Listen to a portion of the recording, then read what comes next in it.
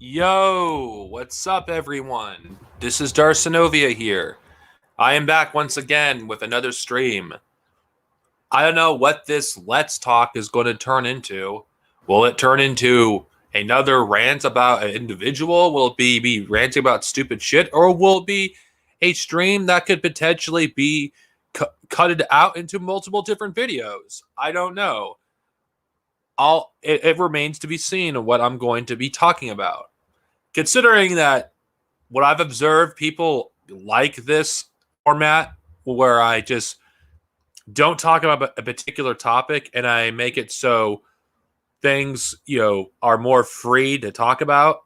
This is, I know some of you may think this is the same as my end of the month stream. Well, the end of my month stream, I usually do longer videos. This, I don't think it's going to be more than an hour at the most. Now, what is it that I'm going to talk about, though, is another question, because I myself do not know.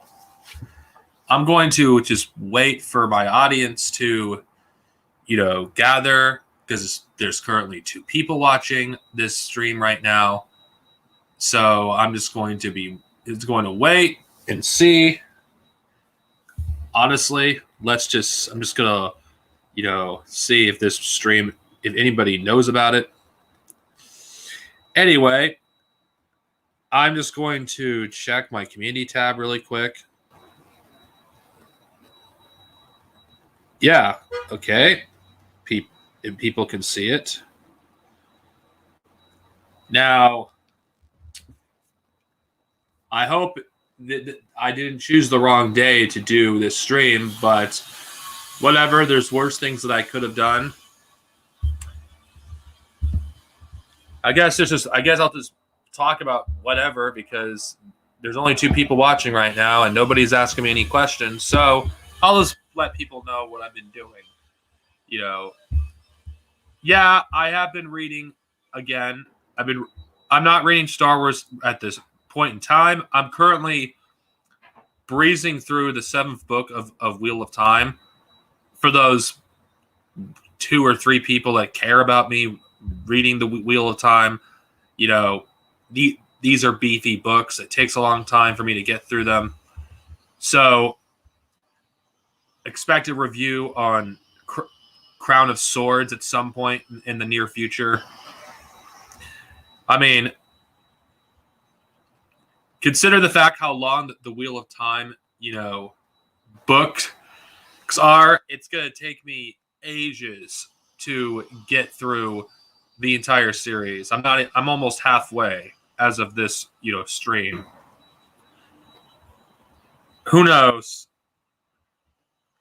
Oh,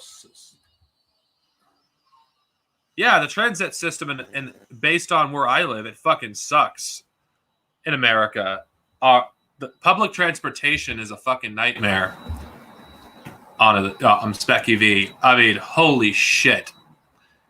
I mean, okay, for those of you who don't know, America has some of the worst public transportation of any country. If you live in certain parts of the country, it's worse. Though where I live, Orange County is one of the better, parts of the country with public transportation. But even then, that, is inefficient. Considering how the bus drivers are rude, the bus drivers don't give you a chance to sit down. Like, they're impatient. Like, they don't actually wait for people who to sit down, which the way they drive can be dangerous for people who are, unable to walk. And it's just the way they treat, the people on the bus is disgusting. Because I don't know about you, but I think that a bus driver should stay put until somebody finds a seat. And in my opinion, I don't think if there's any seats left, they should allow any more people on. But unfortunately, considering how fucked the transit system is and how much, the budget's been cut, not as many buses pass by as they used to. Like, missing your bus could be a difference between getting to work on time or not, which is why I have to wake up 3 to 4 hours before my shift starts because of the bus. Luckily, where I live currently, I don't have to worry about being late for work, considering there's multiple ways I can get to work on time. I have like 3 different bus routes I can take. Well, not 3, but 2 starting buses. Well, I don't bother with the other with one of them because it's the worst, honestly. In my of the two buses that I normally use. So I have 3 ways of getting to work on time, at least 3 starting buses, and like 4 to 5 buses I have to take to get to work. So it isn't as bad as where I used to live, where I only had 2 buses and 2 basically about 3 second buses to get to work on time. It wasn't dependable, and that's the issue with the transit system is it can be very difficult, and it makes it impossible to actually get a full-time, job. If you want to work full-time, it's impossible if you rely on the bus system. Yeah, you are lucky. The transit system, I'm just speaking from experience as somebody that lives in Orange County, that anybody who lives in Orange County who actually has experienced its transit system could say what I've said. It's horrible. The bus drivers are rude. They're terrible drivers. They basically take off as soon as the last person, uses their bus pass or pays for their fare. They don't give a chance for people to sit the fuck down. Because one thing, and I know this, you cannot drive while somebody, is in the place where the bus driver is. You cannot do that. But the bus drivers, I've more than one occasion, could, drive anyway. So if you were physically disabled and you were riding a bus, it'd be potentially dangerous or fatal if you were doing this by yourself, considering the bus drivers, most of them just don't have the patience for people to just sit the fuck down. And that's the thing that pisses me off, honestly, about the transit system in my local area. The bus drivers, they're impatient. They don't give people a chance to sit. And, the city constantly cuts the freaking buses. It's getting more and more difficult to get around. And in all honesty, buses should be available. Public transit, in my opinion, is a right, because not everyone has the ability to drive a car. Not everyone has the ability to afford a car. And the fact that there's areas in this country that are even worse than Orange County in terms of transit just makes me shiver. It's like, if we had a better transit system, we'd be far better off. You wouldn't need a car, but you do need a car if you are going to hold a job, because if you can't get to your job, guess what? You fucking you're unable to work. I'm not surprised that it does.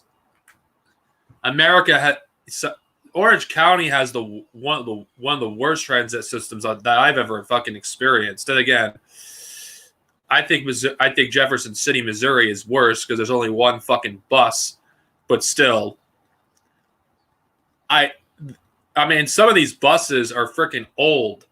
Like they don't even bother like trying to update the buses either. It's like the budget's being cut for these buses, and even though the public desperately needs a good transit system in Orange County, the fucking city continues to cut the fucking budget for these buses. And I've seen this happen for the past 10 years. The buses were far more reliable 10 years ago than they are now. Like, especially on the weekends. Holy shit. most bus routes are completely undependable on the weekend. I mean, consider the fact that, they only show up for every hour, some of them even every 2 hours.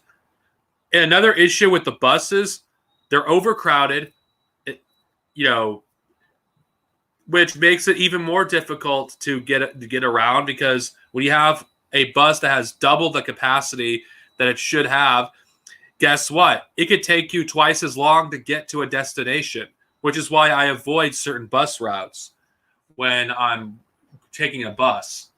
Because if I want to get to somewhere fast, I don't want to spend like an hour on a bus for something that could take me 15 minutes. In fact, it's one of the reasons why I had to look for another job 10 years ago, because the bus was undependable. One of the buses took me literally almost 2 hours to get to my job because of how frequently it stopped, because of the amount of people that were on there, because it was overcrowded.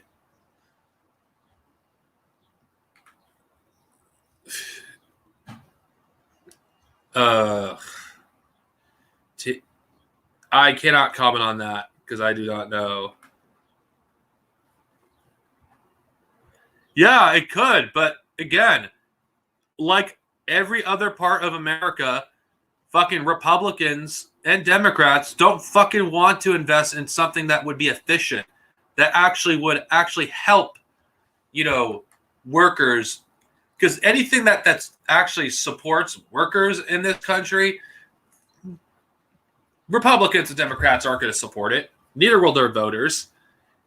It's completely fucking meaningless to even, propose such a thing. Because anything in America, if it actually helps benefit people, they're not going to do it. The American fucking mindset is fucking, fuck you, I have mine. Favorite novel. You have to specify what do you mean by my favorite novel? You mean my favorite novel in a specific series, or my favorite novel that I've read in general? You need to specify. It'd be different because I cannot answer your question unless you give me a specific, answer, because I don't know what you're talking about. Now, I could talk about my favorite novel in Star Wars, or my favorite novel in Star Trek that I've read. My favorite Star Wars novel is Darth Bane: Path of Destruction.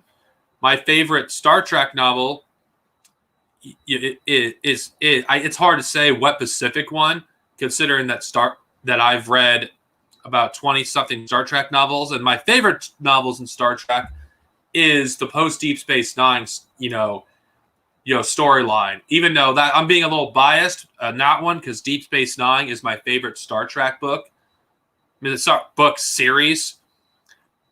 I think it had the most complex, characters, themes, and when that series ended, I was hungry for more. So the Star Trek literary verse just,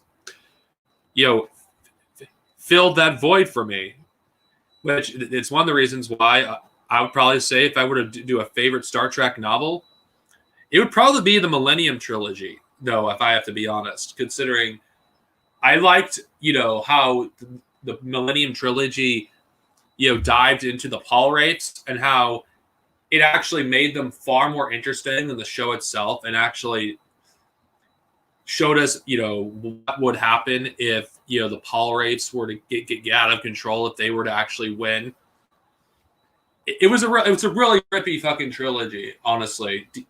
If you haven't read the Millennium Trilogy and you're a fan of Deep Space Nine, I would highly recommend it. I think it's probably one of the best Star Trek books. Now, if we're talking about favorite non-tie-in fiction, that would probably be Dune, the first book. Either Dune or Lord of Chaos, the sixth book of Wheel of Time, or Mistborn. Why those? Not those books in particular. And Lord of the Rings. Who could forget Lord of the Rings? Dune, the first book of the Dune saga, I felt like is one of the greatest books of all time. I think anybody can pick up the book Dune, read it, and get a satisfying ending. You don't have to read, the sequels to Dune, because you get a beginning, middle, and an end. It's, in my opinion, a great standalone novel. And it's, for that reason, it's, in my opinion, one of the greatest novels of all time. As for, why Lord of Chaos would be my favorite novel in the, Wheel of Time, series, it was greatly paced. A lot of stuff was revealed. A lot of things happened. I felt like it had a lot of great moments. But again, it's a very close tie between Lord of Chaos and Shadows Rising, considering both of those books had a lot of great moments, a lot of revelations. And essentially what I like about fantasy. So that's what my favorite books are. And as for, Mistborn, why that is one of my favorite books. Again, it has a great beginning, middle, and an end. It's a great standalone novel, and I can understand why Robert Jordan would want Brandon Sanderson to finish his series, because his writing style fits so well with the Wheel of Time. It's so sad, honestly, because most of the people that listen to me don't have as much of appreciation for, not books like I do. I guess it happens when my views evolved, everything else evolves with it. I guess maybe I will eventually get some people that actually may want to to be interested in hearing what I have to say regarding books that I love to read. I mean, just because we're communists doesn't mean we don't have hobbies, that we don't appreciate art or literature. So yeah, that's my thoughts on my favorite books. Now I'm going to answer another question. Thoughts on Kevin James. I have no opinion about Kevin James, honestly, one way or the other, so I cannot comment. Maybe one day I would like to maybe do a book club, a live book club with some people, regardless if it's a book of, let's say, something of fiction or nonfiction. I have an appreciation for, reading. I think reading is something that's very important to me, because back when I was 12 years old, I did not know how to read at all. My reading skills were, I could barely do anything. To me, reading is freedom. My mind was trapped before I knew how to read. And I think anybody, you would not know. Illiteracy is something that I think is not a good thing. It's torture. You feel stupid. You feel worthless. You feel like you can't do anything. You feel like you're not able to actually do what everybody else has to do. And for me, reading is one of the most important skills people can have. And I don't care how many people watches it, because it needs to be said. Reading is important. Without the ability to read, you cannot free your mind or expand your mind on anything. There's a lot of great works of art that you will never be able to experience if you cannot read. That, to me, is a tragedy. I didn't have a motivation to read until when I was a teenager. One of my teachers, who actually gave a shit, actually was reading a book. And I was eagerly waiting to see what happened next. I was so frustrated with not being able to read because I wanted to read myself because I was tired of waiting for my teacher to read the book or my grandmother.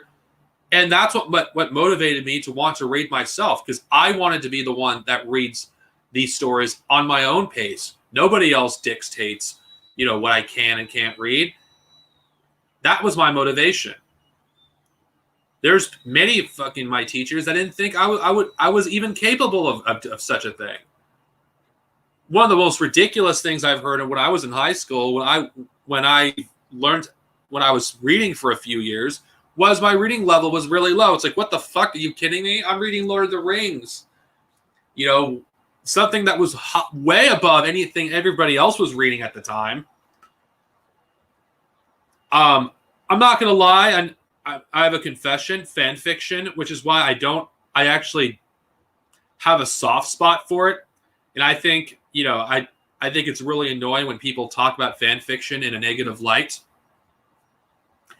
Fan fiction helped me, become a better reader too. I know fan fiction is not considered real literature. I don't agree with that. Because, fan fiction was another way for me to read. When I was, impatient, waiting for new stories to be told with every one of my... Because, I didn't want to let go of certain characters or certain stories. So I went to fan fiction. And I experienced new stories with my favorite characters. That's how I got better at reading, too. And to me, reading is is a wonderful thing, and I think everybody should know how to read. I think if you don't know how to read, that's a tragedy. Honestly. And for me, everybody should read. Everybody. If you have the ability to read, learn how to read. Because I'm not going to like Caleb Maupin and tell you fucking classical music this, classical music that. Reading does profound things to your mind. In order to actually know, what you don't know, to be free from your oppressors, you have to read. Why do you think, slave masters didn't want their slaves to know how to read? Why do you think, in former, capitalist countries like Cuba, why do they keep the population illiterate? Why is in America you're having an increasing number of the population that's becoming illiterate that can barely read? It's because if somebody can't read, it's easy to control them. You can have them sign a contract, and if they can't read the fucking thing, then it's easy to fucking convince them to do something that they wouldn't agree with if they understood what they were fucking signing themselves up for. Also, if you know how to read, you don't fucking hold, yourself in the hands of somebody else. Reading is freedom. To me, it is freedom. And I don't care what anybody tells you. Reading is an important skill. In fact, reading is more important than math. Because without reading, you can't fucking learn math. Without reading, you can't learn, any of these things that we all take for granted. Reading is fucking important, and I'm passionate about this because of how hellish it was, for the first, 6 years of schooling, of not being able to read and feeling like I was worthless. Reading, for me, increases your self-esteem and your self-worth. If you're able to read, it makes you feel like anything is possible. And I know I've been talking about reading for the past almost 20 minutes now, but it's a subject I'm very passionate about, honestly. It's one of the reasons why I get offended when people have no respect for the art of reading, for novels, for books, for any sort of literature. It's fucking, to me, makes me angry considering just how important these works of art are, to the human condition. Reading is something that everybody, should and must have. Because if we can't read, then guess what? Your oppressors control you. They control your thoughts. They control everything that you learn. In order to be completely free, reading is an essential skill. And if you know anybody that struggles to reading, help them. Do not let them be stuck, having other people feed them information, because you don't know if they're being misled. That's what being able to read does. You can look for yourself. And if something is bullshit, you're going to know it's bullshit because you can investigate it for yourself and read it for yourself. Honestly, that's the real reason why, the people that truly run this fucking country, why they want people not to be able to read, because they can easily control them. It's better to have a bunch of ignorant fucking people that can't read than a bunch of educated workers that know how badly they're getting fucked. Honestly, I will die on this hill. Reading is more important than math. Reading is more important than any fucking skill you could potentially have, because without the ability to read, you are nothing. That's just my thoughts on that. I'm just going to check the comments.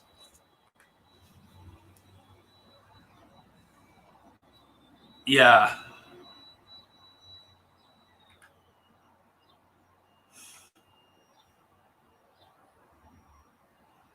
Yes, I agree. Yeah, it does. But to make someone interested in reading, you have to give them a reason to care. You can't expect them to, hey, read this. You can't expect them to be motivated if you're not giving them a reason to be motivated. That's why, for me, to help someone learn to read, you motivate them with a story. Find whatever story that interests them. And if they do, and you can find that story that interests them, then motivate them to read based on that.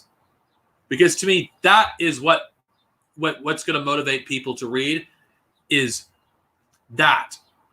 Another thing that's going to motivate people to read is freedom. To be able to actually completely free themselves from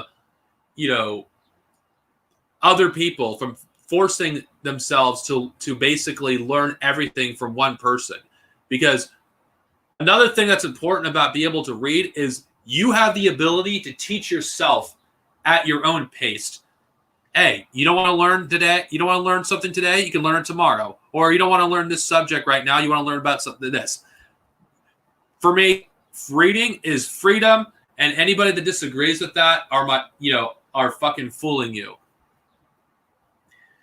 Because you hear these these fucking these, because according to these conservatives, these libertarians, whatever you want to fucking call them, you don't ever actually hear them ever talk about reading or the importance of reading. There's a reason for that. One of the reasons why so many people are so gullible to believing in libertarian nonsense is because they either can't read or they have difficult time reading. That's not a fucking accident. The GOP, are working, overtime to turn back the clock so people in the United States are as ignorant as they possibly can make them, but smart enough where they can actually do the jobs, that they need them to do. I mean, what better way to enslave somebody than to make them illiterate? It's genius in a evil way.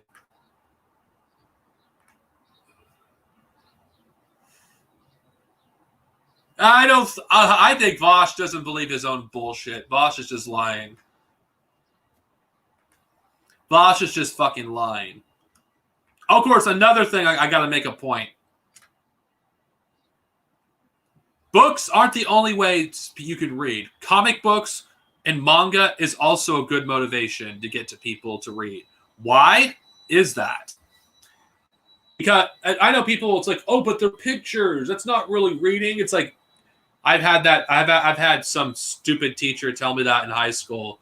You can't read that comic book. You're not reading. It's like, Yes, I am reading. There's fucking words on this paper, you dumb fuck. Because, I don't believe there is a right way, a wrong way to read, as long as you're reading something. A comic book is a good way to read, too. It's like whatever you do to read, you should go with it. Because there's a reason why people are not as educated as previous generations. Reading is one of the reasons why that, the capitalist class want to control us. They want to control what we read if they can't, take away our ability to read. Hell, in some schools, teaching kids the ability to read is actually not considered a right, which is nonsense. But that's just how things are going. Reading is an important skill that, it opens up the doors for many other skills, honestly. You can't be a doctor if you can't read. You can't be a psychiatrist if you can't read. You can't be a musician if you can't read. You can't be a programmer if you can't read. Every signal skill in society, you need to read in order to actually be able to do anything. Hell, if you want to be a better speaker, you have to read. Because if you're not exposed to new words, on a constant basis, then your vocabulary is not going to go anywhere. That's why it's important to read. Because if you don't read, then you're not going to know how to speak properly. Speech and reading are connected. And anybody that tells you that reading is not a right should be your fucking enemy, and you should fucking tell these people to fuck off. I know one thing for sure: libertarians would love nothing more if they ever gained control to basically, put a barrier behind learning how to read. Because let's be real, if people knew how to read, they wouldn't be a fucking libertarian. I could tell you that much.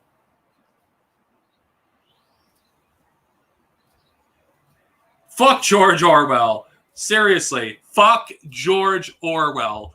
He was a fascist that published fascist fucking garbage like Animal Farm and 1984. Fuck George Orwell. Maybe one of these days I will fucking tear apart those two books, destroy their arguments, so I can prove that they're fucking nothing but reactionary bullshit. Because George Orwell's does nothing but promote nihilistic bullshit. It's like, oh, you can't change the system because, it's going to make things worse, or it'd be just as bad as the previous system. So even if the system we have now is fucking sucks, I know your life may be suck under capitalism, but it could be worse.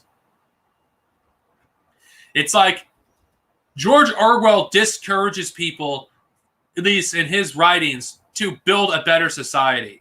He discourages people for fighting for a better society. Anybody that says that George Orwell is a fucking socialist, get the fuck out of here. George Orwell was not a socialist. George Orwell was a fucking fascist that reported, communists in his own country and was a fucking anti-Semite. Fuck George Orwell. Yeah, he does. He fucking hates, working class people. He did. Like, his works are clearly anti-working class. And I'm just going to say this.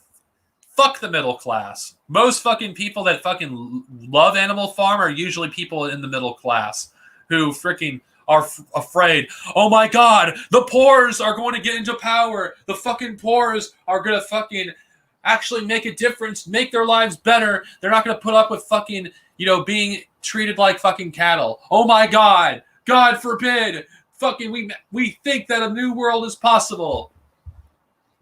George Orwell is just, in my opinion, is for fucking people that are fucking brain dead. Why the fuck would you read George Orwell? I mean, seriously. Why the fuck would you want to read George Orwell?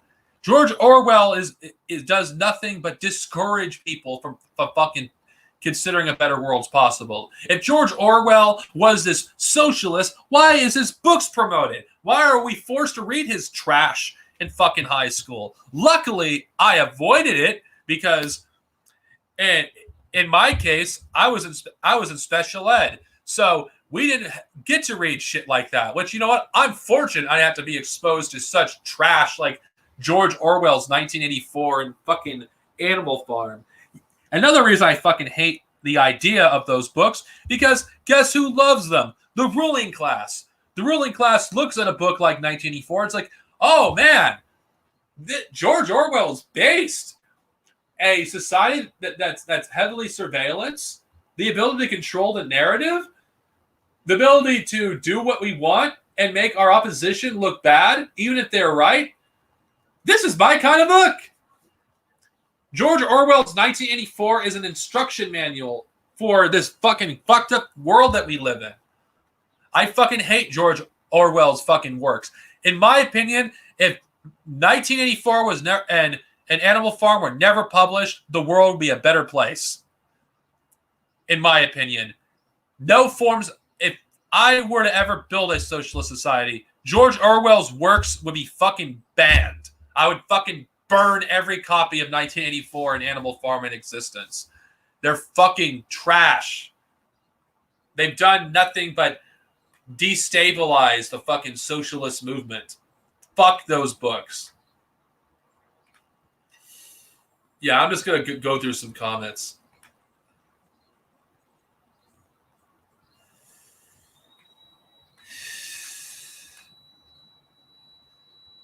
Yeah. Yeah, he was a fascist. I agree. Yeah, he does.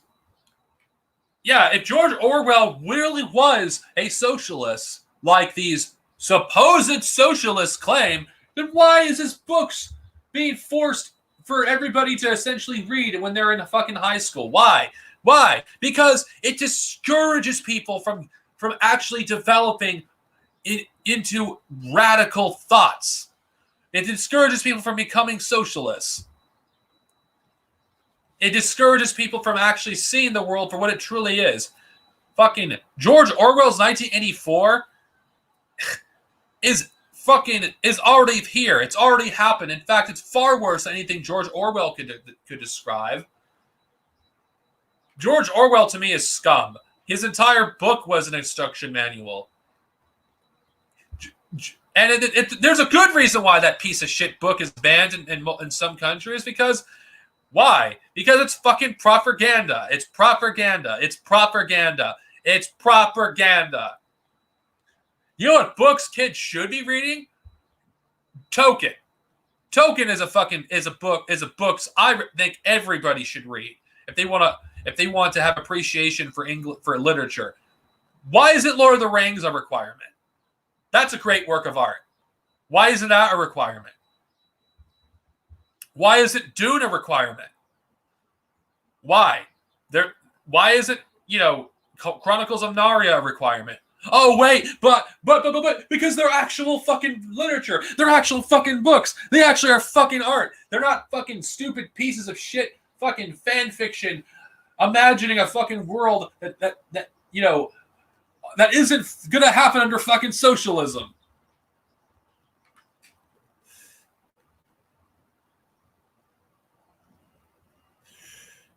I'll let me finish with my fucking rant. It's like, fuck. It's like, yeah, why aren't those books considered classics? Why aren't they required? Because they're classics. If anybody were to read those books, people would appreciate good literature.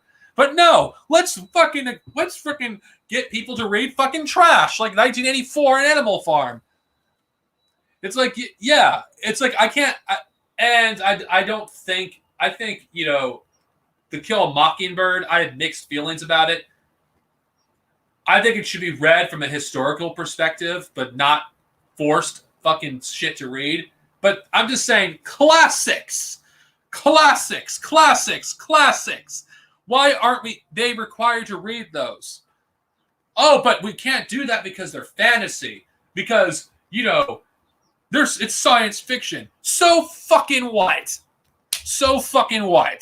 They're classics. They're considered some of the greatest books ever written. Why aren't we required to at least read them one time in high school? Why? And write essays about them? Oh yeah, because we live in a world where fucking bullshit literature that I could use this word loosely for fucking, George Orwell is considered literature. George Orwell's fucking shit books are not literature in my eyes. They're garbage. They're garbage. They're garbage. They are garbage that serves the establishment. It serves the ruling class to discourage people from actually considering radical ideas. Anybody that loves George Orwell's fucking books, I question your fucking taste. I question if you actually respect literature. I question if you respect, books as an art form. I question that. They're not art. They're garbage. The only thing they're good for is a bonfire to keep you warm in winter. Okay. Jesus.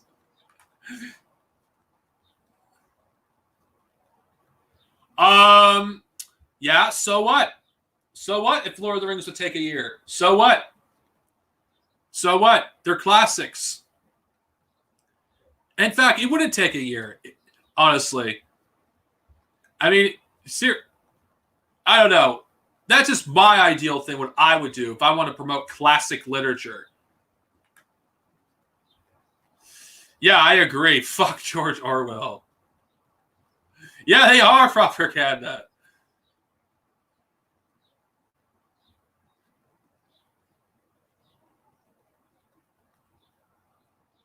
There are still some good books being published. There are still good. The thing is, you have to search you have to basically climb a mountain of shit for good literature. I think Brandon Sanderson, George R. Martin are one of the few exceptions of people that do write good literature. Now, whether you think they're your cup of tea is another question. Entirely, because I think George R. Martin, his Song of Ice and Fire series, are great stories. George R. Martin does actually write good fantasy. Even if, for those who are more fans of classic fantasy like Lord of the Rings and Chronicles of Narnia, I do think there's some great works of art in modern literature. Hell, I think Brandon Sanderson writes some pretty damn good fantasy too. Robert Jordan, when he was alive, wrote some good high fantasy. There's a lot of good authors out there. It's just you have to basically climb a mountain of shit in order to get some good literature. It does exist. Yeah, they do. I'm sorry, but when the communist revolution, if it were to ever happen in my lifetime, it won't happen in my lifetime. I'll be dead by that point. I'd laugh in their fucking face because I have no sympathy for middle class people. I'm sorry. Their fears. Oh my God, I'm gonna be fucking proletarianized. Oh my God, I don't want to be with those lumpen people. Oh my God. No. George Orwell's so right. 1984 is my Bible. 1984 is my Bible. 1984 is my Bible. No. Oh, God, I'm sorry. Yes, yeah, you do. But here's the thing.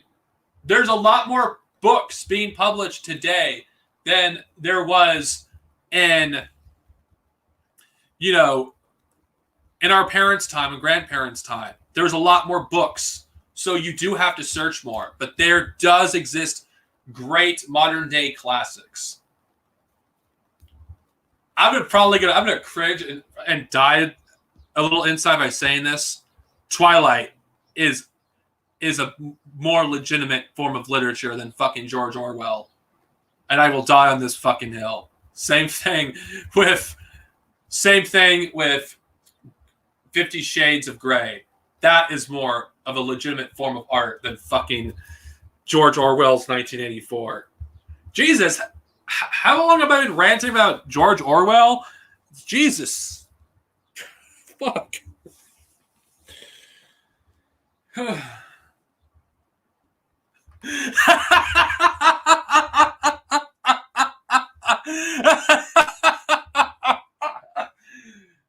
Yeah. VR Troopers, a fascist propaganda book, is better than 1984. Everything is better than 1984. I'm sorry. I will die on this hill. Anybody that tells me that you should read 1984 because it's a classic. Okay, first off, just because something's old doesn't make it a classic, okay? Age doesn't make something a classic. I'm just going to be real. A classic is something that's so good that it has stood the test of time or will stand the test of time. You want to know what's a classic? That's come out in the past, 30 years. Wheel of Time. That's a classic.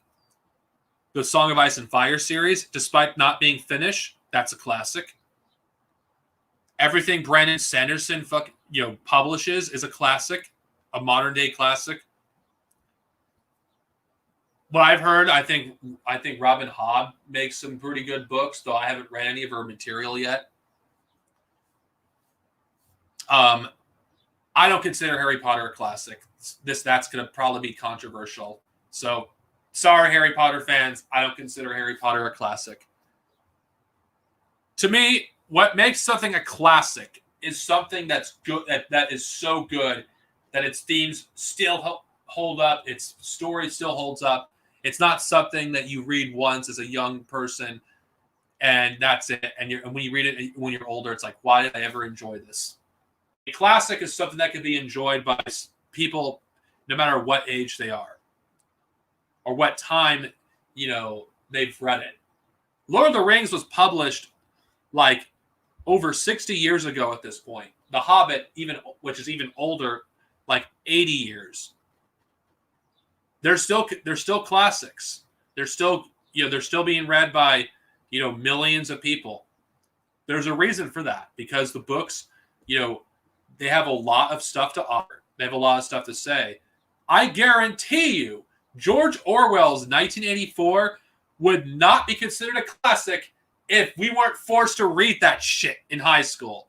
Now, I'm ranting about George Orwell's book, without actually reading any of his books, but I intend to at one point, so I could actually formally destroy his books. I'm just ranting at the very idea of George Orwell. So, no, if anybody's going to throw, Darth Sinovia, you're giving B liberal shit for ranting about settlers despite reading it. Yeah, you're doing the same thing with George Orwell. First off, Jay Sakai was based. Jay Sakai actually wrote an actual book, actual literature, a book that actually had something to say, while George Orwell's bullshit fucking novels had nothing to say but, don't challenge the system. Don't try to change the system because it's bad. By the way, you should look after these poor working class people because they may take your shit. Nothing. And it's nothing to compare to.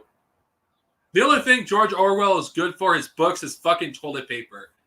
If you're running out of toilet paper, you probably should use George Orwell's books as toilet paper. That's the only thing it's good for.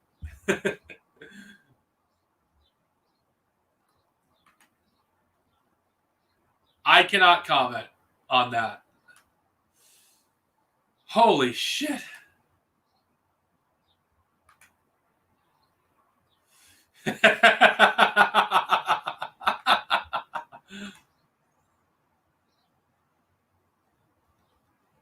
I'm not surprised Shrek has comics. You are fortunate to never read anything from George Orwell. Harry Potter is kind of shit. I'd have to agree, actually. Harry Potter is liberal propaganda. I will die on this hill.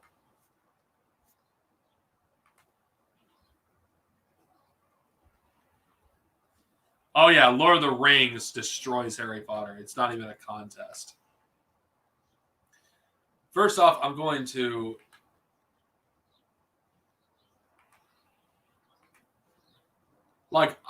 Okay. Do you guys agree with me on George Orwell, though?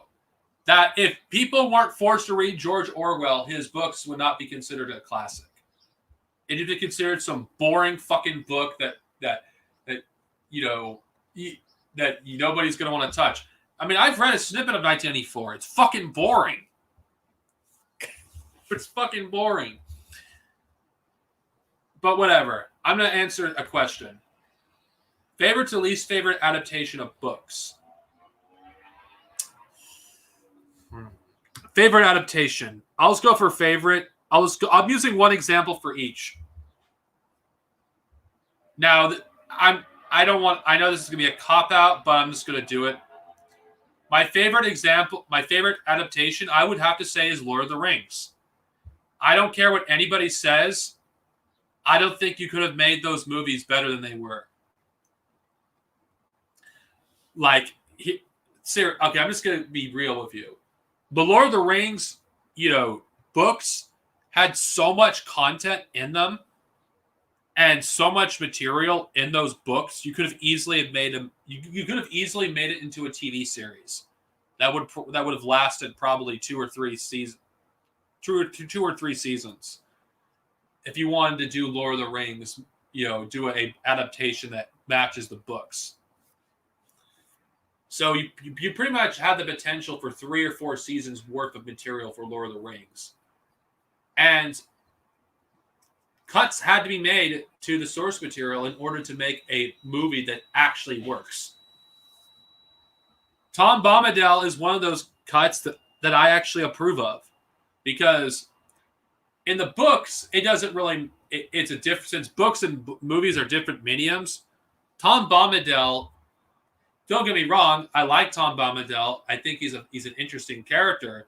But if that was inserted into the movie, it would have turned a already long movie into even longer. And Tom Bombadil, I'm going to be real, is not important enough to keep in order to actually keep the general Lord of the Rings story intact. Most of the essential story beats of the books were kept intact. And I know people there's people that despise these movies because of how much they deviate from the books. But certain character tropes just don't work in today's fantasy. Like Aragorn's character from the books, his character in the book works because the books and the movies are different mediums. But Aragorn's character is just not that engaging. He wouldn't be to modern day audiences. So giving Aragorn a conflict about his heritage, in fact, in my opinion, made Aragorn a more interesting character to watch. Because I don't think Aragorn would be an interesting character to watch if they stuck by his book incarnation. And certain changes like Faramir being tempted by the One Ring, that also makes sense. The One Ring is, an object of evil and temptation. And considering, how movies and books are different mediums, it would make sense from a filmmaking standpoint to make the One Ring as dangerous as possible. That nobody is above temptation. Now, the books and the movies, in my opinion, I see them as the same story. It's just there's different ways of looking at the story. Peter Jackson, took those stuff from the books and put it in a cinematic point of view. And I don't care what, Tolkien's son has to say about the matter, what he had to say, because his opinion's irrelevant, honestly. A good adaptation does not make a good movie. And Lord of the Rings, and I've read the books, mind you. The movie and the books are both good in their own way. I consider the Lord of the Rings movies, even if they weren't adaptations of the books, would still be considered one of the greatest movies ever made. I think Lord of the Rings, was respectful to the books, despite making some changes, because changes always happen, when you adapt a book to a movie, because it's impossible to be completely faithful, considering the fact that what works in a book does not work in a movie. Not to mention, Lord of the Rings helped pave the way for other fantasy, series that would inevitably come, like Game of Thrones, Wheel of Time, which is gonna come out. I don't even know when. It helps advance, special effects technology. I'd argue Harry Potter would also be another adaptation that's good, that actually is faithful to the books. Even though a lot of Harry Potter fans don't like, the movies, they are faithful to the book as best as they could be. But I'm not a fan of Harry Potter. I'm just going by adaptation versus movies. I haven't seen the 70s Lord of the Rings films. I've seen some clips. They don't interest me. Considering that Lord of the Rings, even though they have the look of the book, and I know this because I've seen some clips, not the whole movie, so I'm not giving an opinion about the movie. I'm pretty sure the movie's good, but I'm giving my opinion about the look of the movie. May look like the book, and maybe more faithful to the book in some instances. But I think cramming like most of the story into one movie just doesn't work. I think Lord of the Rings being 3 films works because it gives a chance for the characters to actually develop, the world to be able to develop. You don't have to rush through anything. They're long, mind you, and when I refer to long, I go by the extended editions. I don't actually care about the theatrical cuts. The extended cuts are the only ones I acknowledge. So yeah, now another example of an adaptation. This is my least favorite adaptation category. Now, I'm doing this based on, I know this is something that people are probably like, oh God, another Game of Thrones rant. Well, somebody asked, what do I think is the best, my favorite and least favorite book adaptation? Now, I'm good. Before I rant about how much I hate Game of Thrones season 5, 6, 7, and 8, I'm going to actually give some good things to Game of Thrones. Game of Thrones at the very beginning was a good adaptation. As somebody that's the first 3 books were adapted well. I think, some of the changes they made to the book, had to be done. Considering, they could not fit everything into the show because every episode is like 60 minutes and it's 10 hours.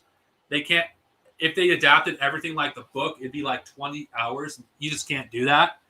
That is not, nobody's going to want to sit through 2 seasons, for the first book and the second, and 2 for the second, 3 for the third, and 4 for the 4th or 5th.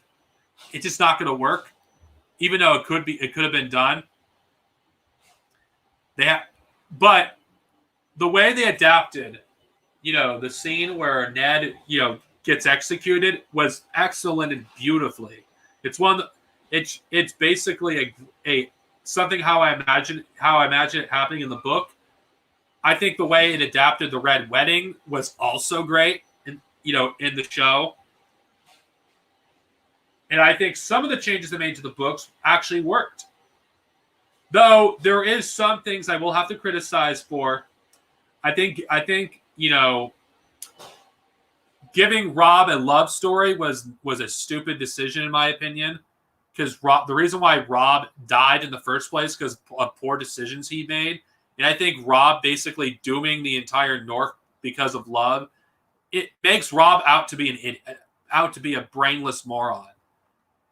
Honestly, that it's like, oh yeah, I'm gonna sacrifice my entire kingdom because I fall in love with this one chick. In the book, it makes more sense because in the book, Robb, has a sense of honor and he married the person that he ended up sleeping with. Jane Westerling. He ended up marrying her because he slept with her. Of course, in the book, it made Tywin Lannister into a bigger badass. It's like, wow. This guy is so smart. He basically played 4D chess.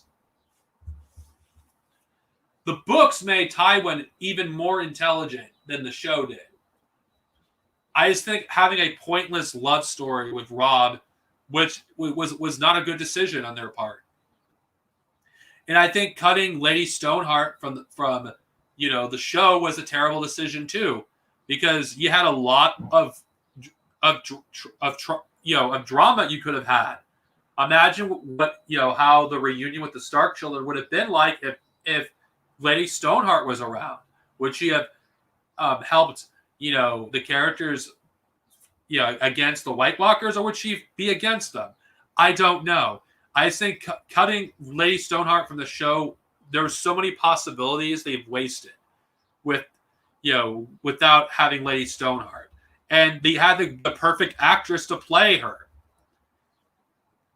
Now, I understand, they probably, maybe they didn't want to have a freaking undead, looking, person on set, but who cares? That's the character of Lady Stoneheart. Of course, another issue I would have with this adaptation, and by the way, I'm criticizing Game of Thrones when it was still good, was cutting the confession scene with Jaime and Tyrion. Because Tyrion in the books is my favorite character. And by cutting out the confession, you basically ruin Tyrion's arc. In the books, Tyrion takes a really dark turn. A really dark turn. And in my opinion, that's what makes Tyrion more interesting in the books. Because you would expect somebody who tries to win the love of his family for so long, only for his, father to basically, fuck you, I'm going to kill, I don't like you. And basically being accused of being a monster all of his life, and he just snaps and it's like, I don't care anymore. Book Tyrion with the actor they chose for Tyrion would have been brilliant. We could have had, imagine what season 7 and 8 would have been like if we had that Tyrion instead of the boring, stupid Tyrion that's kind of a nice guy that we've got in like season 5, 6, and 7. It's like everything that made Tyrion interesting in the show was completely gone after the season 4. Because, where do you go? And I know some people are going to bring, but Darth Sinovia, they ran out of source material. This is not a good example. No, they didn't run out of source material. They didn't use the source material. For fuck's sake. Feast for Crows and Dance with Dragons are beefy books. 600 pages for Feast for Crows, 900 for A Dance of Dragons. By the way, I'm going by the hardcovers. There was more than enough material for them to adapt. They didn't have to use everything in the books because changes would have had to be made regardless. But fucking the Dorne storyline in the fucking show, I don't know a single person who would fucking defend Dorne. Yeah, you know what? Dorne was awesome. I love those Sand Snake. No, the Dorne storyline is nothing but stupid woke bullshit. It's like, yeah, let's take these cool characters and let's fucking kill them all off. Let's freaking just turn the Dorne storyline into some neo-feminist bullshit and basically stripped Dorne of everything that made it interesting in the books. It's like, God, Dorne was just bullshit. It was bad. It was bad. They had the book to go on. Oh my God. And the amount of material they freaking basically just threw away, it's like they only ran out of material because they refused to use but basically almost all of it. Like season 5, which is too busy wanting to build up the next big bad, Ramsay, which, by the way, he dies in season 6, and guess what? You have no interesting villains left besides Cersei. But Cersei loses everything that made her interesting by the final season because she's just reduced to being a moron just like everybody else. Yeah, I know they technically stopped using source material by season 6. The thing is, they didn't have to. They had 3 seasons worth of material to use in Feast for Crows and Dance with Dragons and used almost none of it. None of it. None of it. None of it. They had the source material as a guide, but they purposely didn't do fucking diddly dick with it. Game of Thrones to me is one of the worst adaptations. That's the paradox. The first 4 seasons, I think, is some of the best adaptations of a fantasy series. And then it takes a huge nosedive after that because like they're so far removed from the books that is this really the same story anymore? So yeah, Game of Thrones, I'm not going to get into in detail with season 7 and 8, considering, no season sucked. I'm not even going to comment on that. But by the time they got to season 6, they pretty much used up every source material that they had left from the books. It's like they didn't even try to even loosely base, the later seasons on the books. They just purposely cut stuff out because the fucking Dumb and Dumber had no respect for fantasy as a genre. So yeah, I'm sorry for getting into this long tangent about Game of Thrones, but I had to get into detail about that good and my favorite and least favorite adaptation. Now I'm going to answer some questions. I don't have the 4K Blu-ray, sadly, but I'm okay with my Blu-rays. Yeah.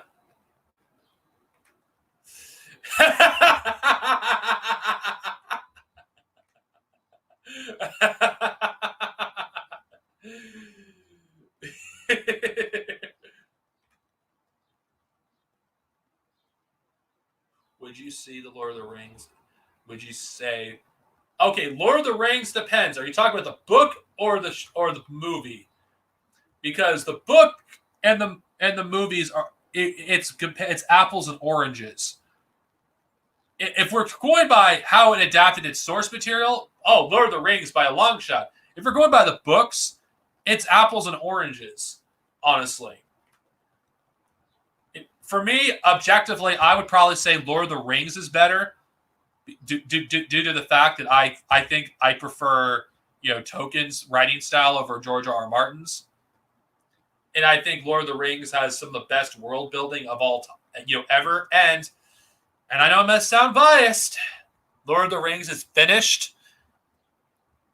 Unlike A Song of Ice and Fire. So I don't have to worry about, oh my God, I'm going to have to wait 60 years in order to actually get Winds of Winter.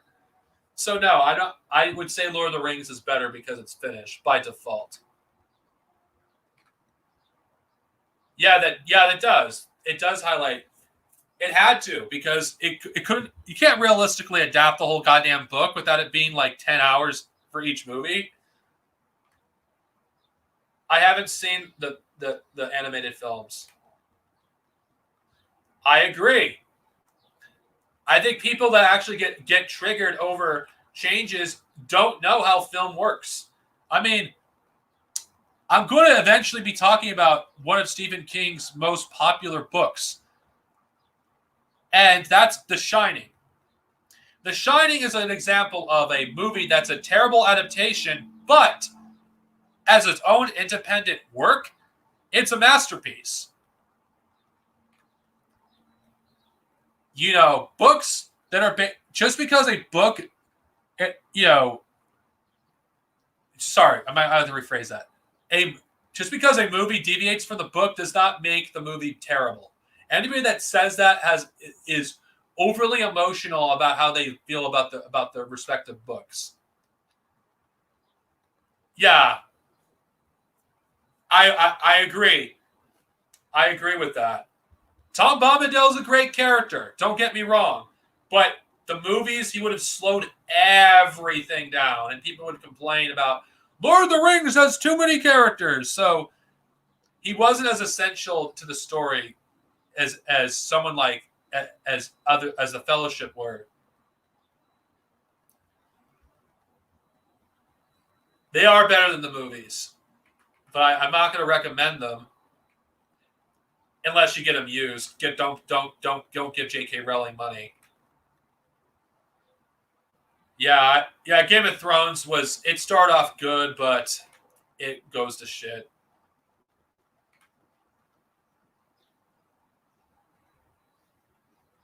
Let's see.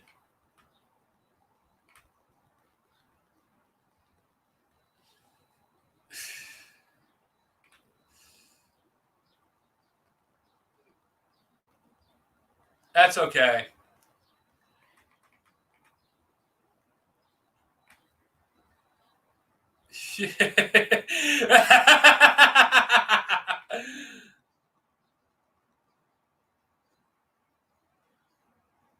Yeah, that's what the book is about. It's nihilistic as fuck.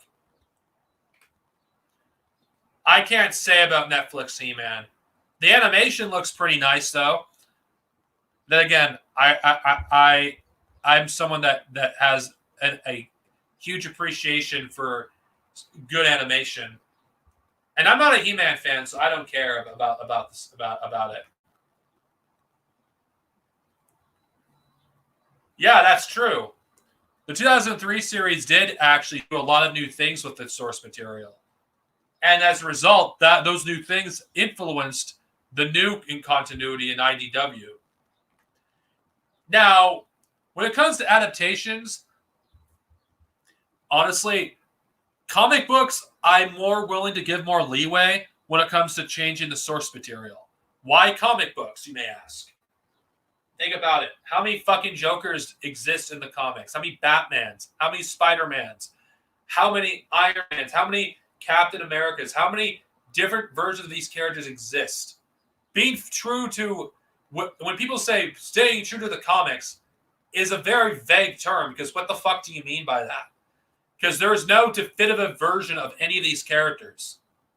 There's versions that people prefer over others, overwhelmingly, of course, but doing the exact same thing as the comics isn't possible because there's different mediums. If we had a live action adaptation of The Killing Joke as an example, would it be the same story? No, because you would have to add material for it to be a 2-hour movie. A live action Killing Joke would be brilliant if done well. Maybe not adapt the story because, again, there isn't enough material to work with for a full-length movie, but it may be a movie that actually showcases how Batman and Joker, how they're not much different in terms of their insanity, how they're both crazy. I mean, that's how I view The Killing Joke anyway. That's my interpretation of The Killing Joke, that Batman and the Joker are one of the same. They're not much different. Batman isn't any more, insane than the Joker, because they're both crazy. I mean, what kind of sane person dresses in a bat costume?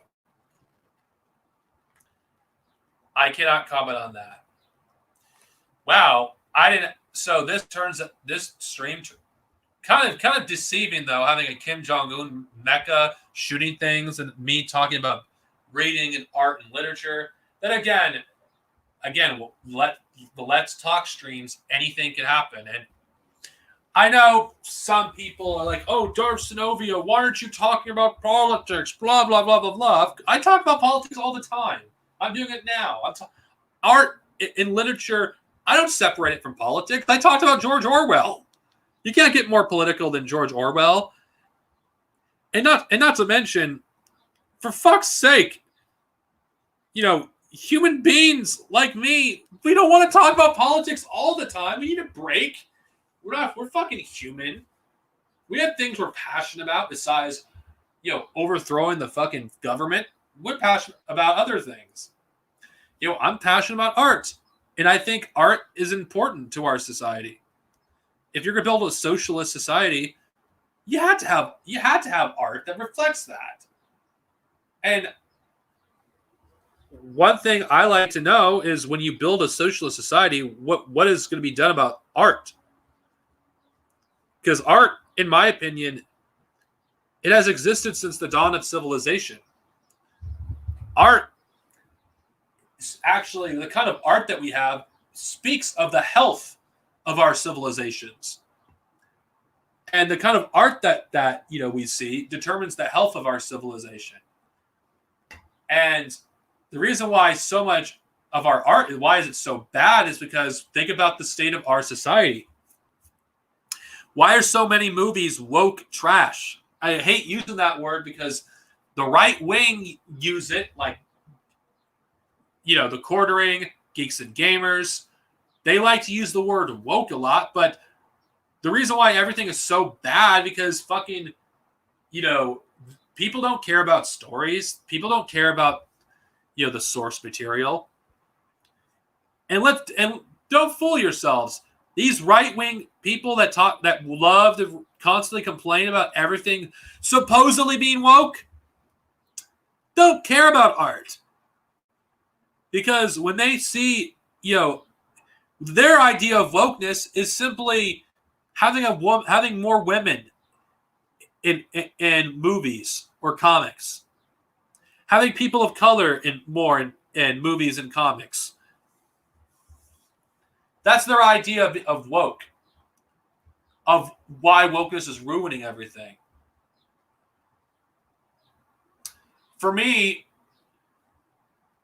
the reason I don't think it's wokeness that's ruining fucking entertainment, it's people weaponizing wokeness that is ruining entertainment. This goes by the right-wing SJWs and the fucking liberal establishment in Hollywood. They both weaponize wokeness because they don't want to talk about the real problem. Why do we see so many fucking bad movies? It's not because of wokeness. It's not because, they're putting more colored people in movies. They're putting more women in movies or comics or video games. It's because capitalism. Under capitalism, it doesn't matter. If it's woke, it doesn't matter, if you have anything to say. In fact, anybody that actually supports taking politics out of art is pro-censorship and has no business talking about wanting to save pop culture. You don't fucking care about pop culture. You want to control how people fucking think. Every art that you've enjoyed for the past 40 fucking years, I'm speaking to millennials and Gen Xers, is political. Every single one. Every single piece of art and literature is political.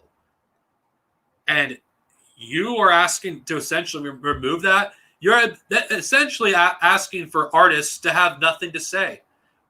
Artists always have something to say, and they're always going to find, way to say something. Music is political. Don't fucking believe, it's not.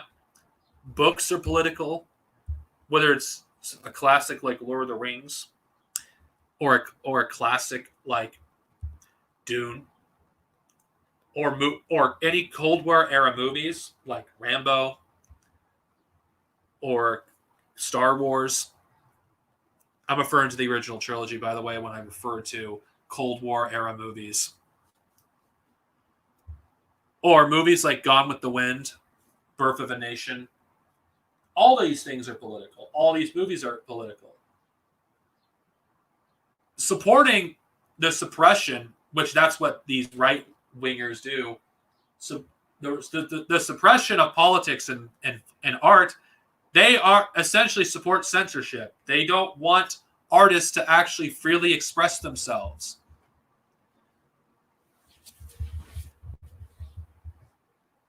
And it's ridiculous if you actually want to say, oh, this thing is fucking political. This is not. Like, I've heard some dumbass things like Sonic the Hedgehog is not political. I'm referring to the movie. The right-wing politics of Sonic the Hedgehog is the reason I still haven't seen it. I'm not going to fucking watch a fucking Sonic movie where Sonic is buddy-buddy with fucking fascists. I'm not going to do that.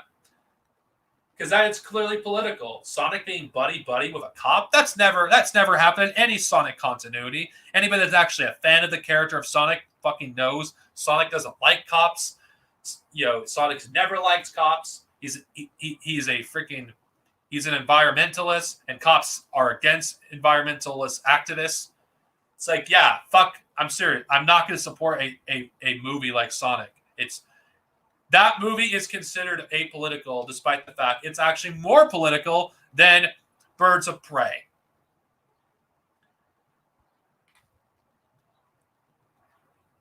Yeah, that is true. But here's the problem about modern politics. I will say that. I'll just say this, and I think we can all agree. It's not that movies are getting political. Movies are just getting dumbed down. Art in general is getting dumbed down. I mean, think about it.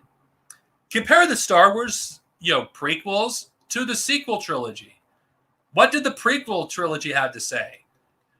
The prequel trilogy got into detail about the rise of fascism, corporatism, and how, if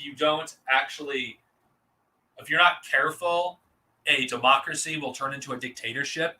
The prequel trilogy was the collapse of a republic.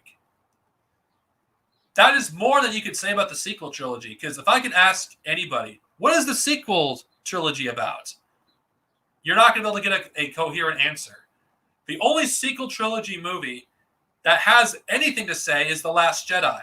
And I know people are like, Darth Sinovia, why are you talking about The Last Jedi? Because The Last Jedi had something to say. Think about this. And this is why Rise of Skywalker is fucking probably the most insulting movie ever. One of them. In The Last Jedi, at the end of the film, Rey not only rejects fucking an abusive relationship in Kylo Ren, she rejects fascism. She rejects, Kylo Ren's offer.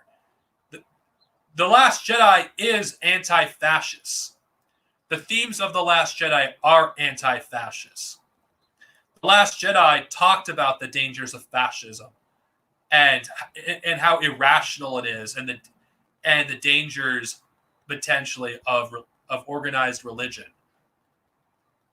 The Last Jedi, you probably can write an essay about the themes of the film. It's a flawed film. It's terrible, mind you, but at least it had something to say. Solo had nothing to say. Rogue One had nothing to say except, you shouldn't deviate from the status quo, which is liberalism. Nothing that the new Star Wars films have to say is anything significant. Honestly. Anybody that actually says these movies are more political than they ever have been, haven't been paying attention to the films.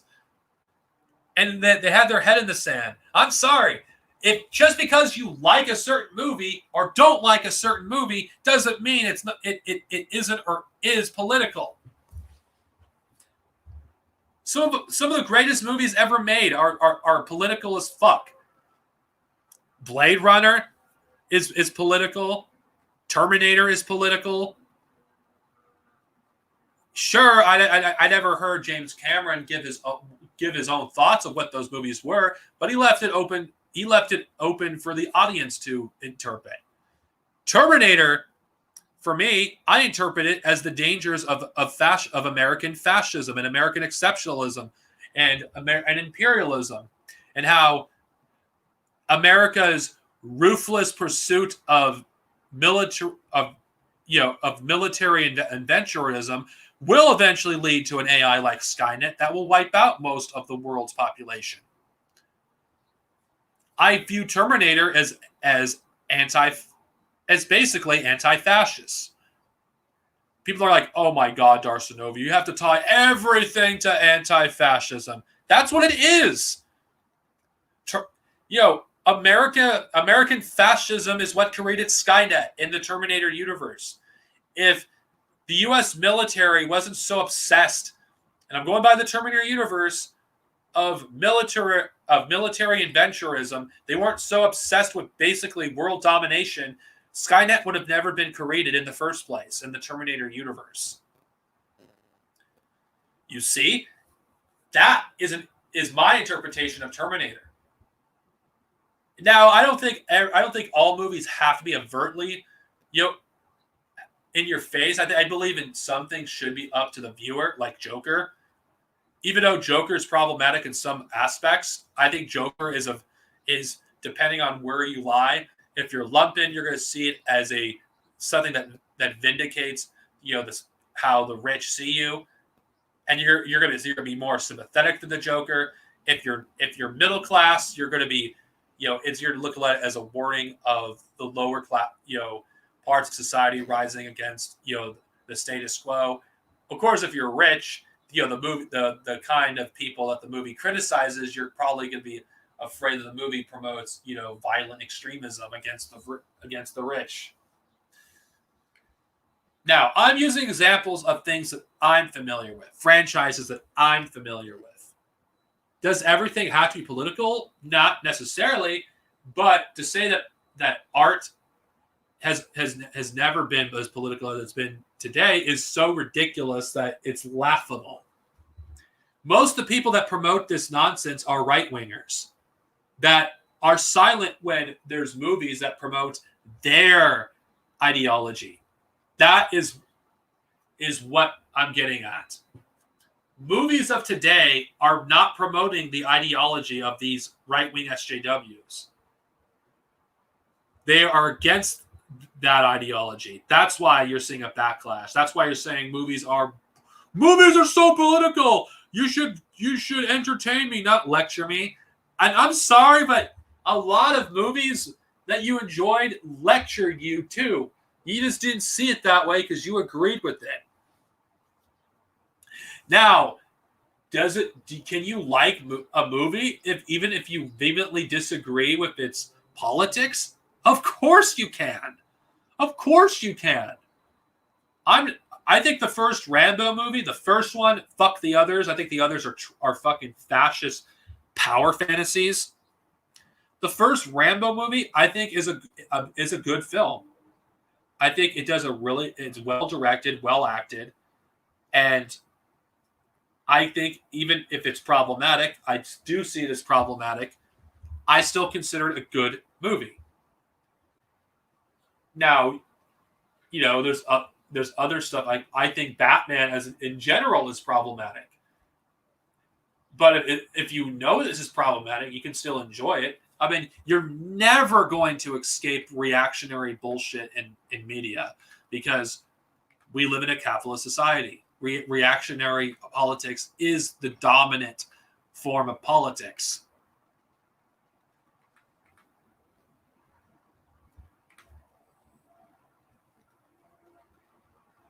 Yeah, that's true.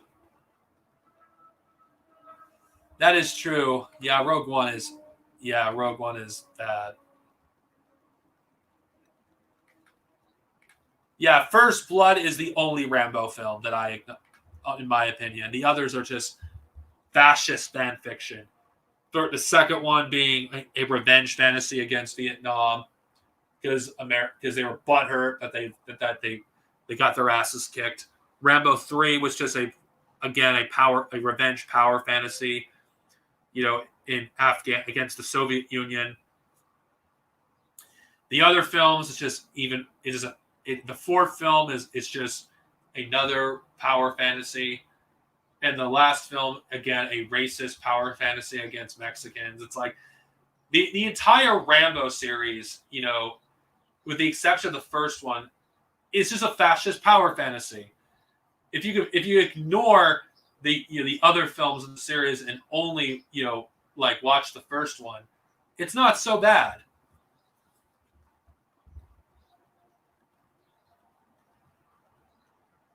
Okay, I know. Okay, the first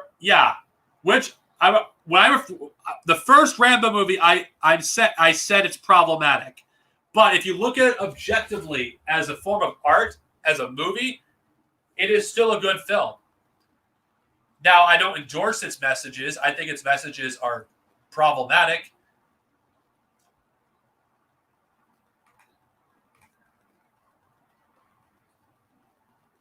No, I do know that I think the author of the novel First Blood hates the Rambo films, as far as I know. Correct me if I'm wrong. I've never read the novel First Blood, but I know the ending is different, and Rambo is not as portrayed as sympathetic like he is in the movie. Of course, there is one thing we do have to bring up. Rambo does actually did push the narrative of the lie about, people spitting in somebody's face when they came back from Vietnam, amongst other nonsense, and people that were missing in Vietnam, that even though they clearly weren't, with the second film. I mean, all the Rambo films in general are just State Department propaganda. Let's see. RoboCop, I think, is a movie that a lot of people do not understand. That RoboCop is clearly a satire of what the world would look like under a corporatist, dictatorship. And what's really sad and scary, RoboCop predicted something that would happen decades down the line. RoboCop was ahead of the curve. Yeah, there is an alternate ending to the first Rambo movie that actually did have Rambo die, just like the novel. They kept him alive because they probably for sequels, most likely.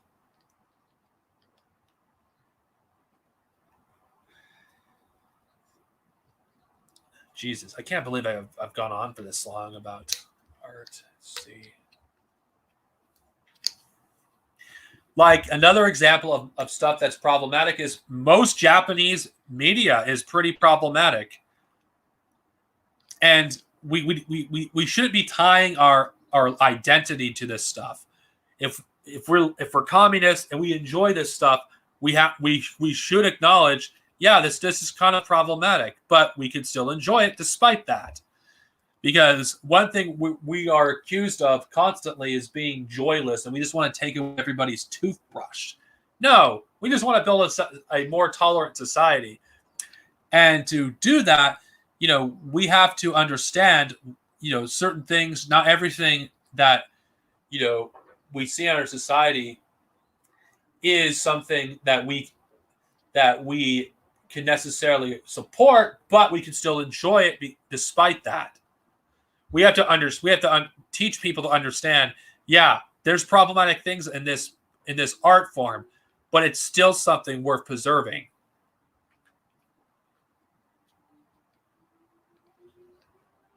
Yeah. Yeah, those who say it isn't are blinded by nostalgia or don't know anything about the nuance of how fascism rises.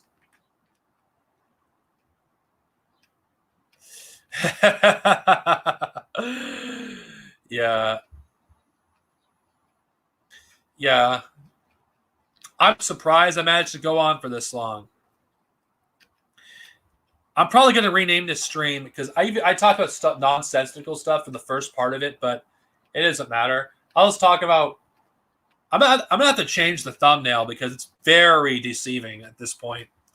Because I just did the Kim Jong Un thing because, well, I didn't know what I was talking about at the time because, with these Let's Talk streams, you know how that goes. When you don't know where something goes, you just have a prototype name, and then when you actually have something to talk about, that's when I rename it. So I'm just gonna change the thumbnail into like a stack of books because that's more accurate to what this stream represents, and changing the name. So yeah. So I'm just give me a second, people. I'm just going to change the thumbnail because there's like no reason to keep the current thumbnail. I'm just changing it now.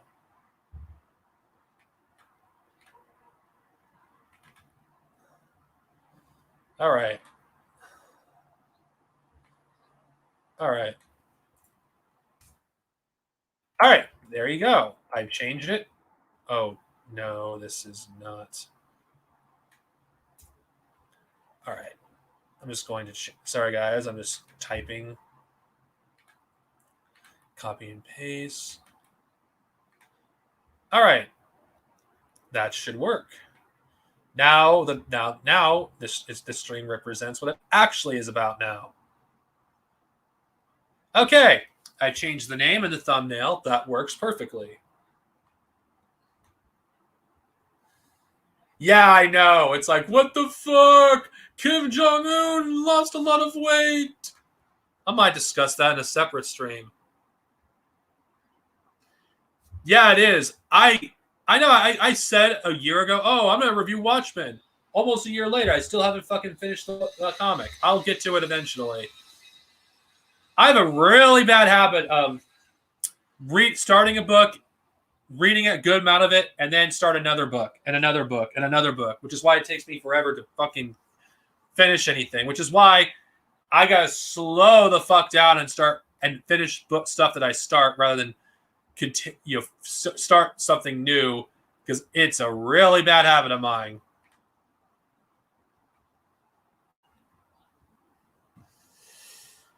Yeah, the unfortunate thing though about anime is where the anti-war messages we've seen in the past is like we're seeing it go away, and we're seeing more glorifications of war, unlike the past. Gundam, which is one of my favorite examples of anti-war anime, it lost its anti-war roots. And we've been slowly seeing that happening since, Gundam Seed aired in 2002. Because, Gundam Seed, I don't know if anybody who cares to hear this, but Gundam Seed, I find the anti-war themes to be very contradictory and hypocritical. I mean, how are you anti-war when you're threatening to blow everybody up? It's just in my opinion. I actually Gundam Seed is entertaining in its own right, but its sequel, Gundam Seed Destiny, is just fascist propaganda. And that's one thing I find really funny actually about Destiny. It's fascist propaganda, and I don't even think the people realized it. You can't be anti-war if you're constantly threatening to shoot people if they don't fucking conform to your ideology.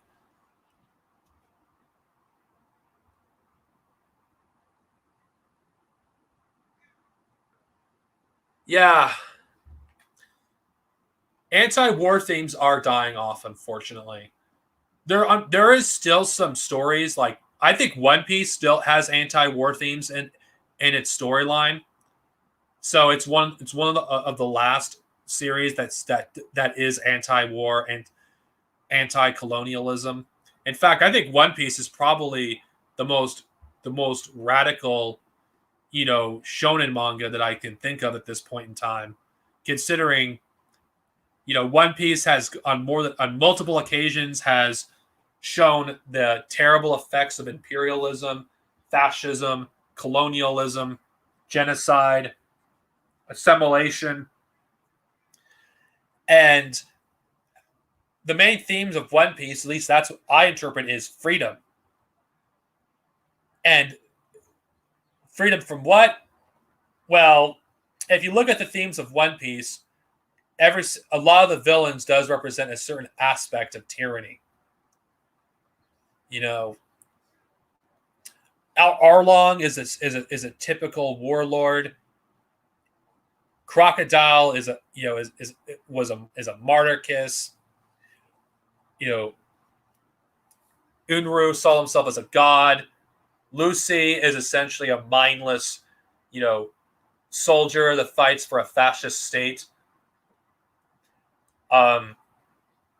Spalding is essentially a fascist that thinks it's completely justified, invading other countries if it means preserving the state.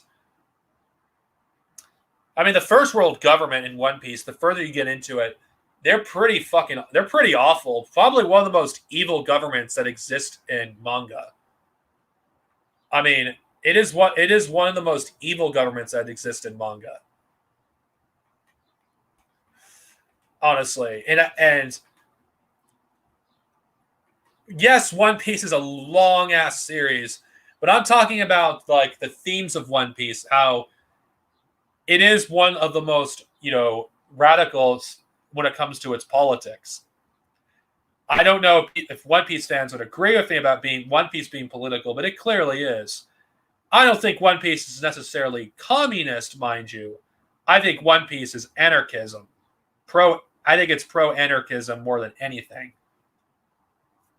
Because in One Piece's themes, time and time again, we have seen, the negatives of government, a big government. And I do think One Piece is, a story that is basically pro-anarchism. Because we have seen examples of libertarian-like villains in One Piece, and they're always the bad guys. Go figure. Libertarians, who think they're the good guys, I'm referring to in the real world, when they actually would side with literal fucking dictators. I agree. It is. It is a freedom fantasy, but it doesn't change the fact that One Piece is, its themes is freedom. That's what I get out of One Piece. You're not going to complete One Piece anytime soon, my friend. Read the manga. Read the manga. It's the best way to experience One Piece. I don't know about Evangelion. The only thing I can tell you is it's the anti-weeb anime. Grow the fuck up, you fucking nerd. Okay, I'm just fucking with you. I don't know what the themes of Evangelion are. I'd have to watch it again. I haven't seen Evangelion in almost 20 years. It's never interested me. I mean, I never found the characters interesting, and Senji is a whiny little bitch. Oh, FMA. Well, whether it's the original series or Brotherhood, Fullmetal Alchemist, is anti-fascist and anti-imperialist and anti-colonialism. Though, depending on, which, I think series get into depth with those subjects more. I personally prefer Brotherhood because I think the story for Brotherhood is simply better than the original series. But the original series though does show the effects of colonialism more than Brotherhood does. And I'm not saying this as a criticism of Brotherhood, because when the original anime of Fullmetal Alchemist was out, the manga was at the beginning of its storyline. So it wasn't even halfway yet when the Fullmetal Alchemist manga, anime began, the original. So the new material that the anime came up with is still brilliant. In fact, I'd argue the original Fullmetal Alchemist is still a good anime in its own right. Though, in my opinion, Brotherhood and the original series both have things that are good about them, and depending on a person's taste, may prefer one over the other.